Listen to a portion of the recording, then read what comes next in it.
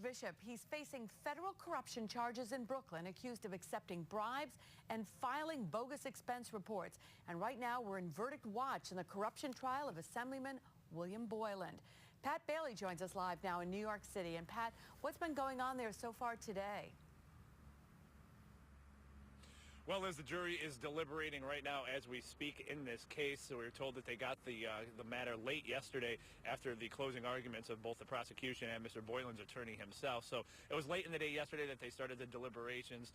Many people among the media that's been covering this trial feel as though that they didn't get much time late yesterday. So really, they got to the bulk of the discussions today behind closed doors. And in fact, just a few minutes ago, the judge was handed a note from the jury who wanted a playback of one of the audio recordings. I'm told that audio recording was 3.5 hours long. So the judge asked if there was any specific parts of that audio recording they wanted to hear, and that is what's happening right now in the federal court behind me as we speak.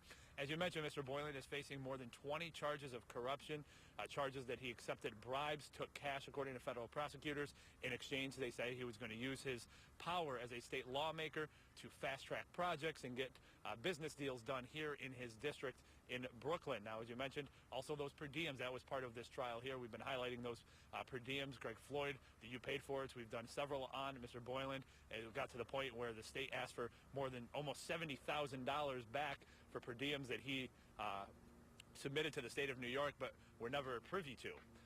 This case, as we've mentioned before, Mr. Boyland 2 years ago had similar charges against him from federal prosecutors. He beat those charges, but this time around, the prosecution has a mountain of evidence. It's physical evidence in the form of audio recordings, as I alluded to just a short time ago. They have on the tape, they have his voice with undercover agents going through the district, talking about accepting money and talking about what he can do for them if he accepts that money. Now, his defense attorney in the closing arguments argued that Mr. Boyland took the cash but never followed through with his promises, so he should be set free, or at least see a lesser charge, and keep that in mind, she told the jury when they go to deliberate. Now, we were here in the fall, late last year in the fall, when Boyland was facing these charges. At the time we showed up here, he was expected to take a plea deal, go to prison for 9 years.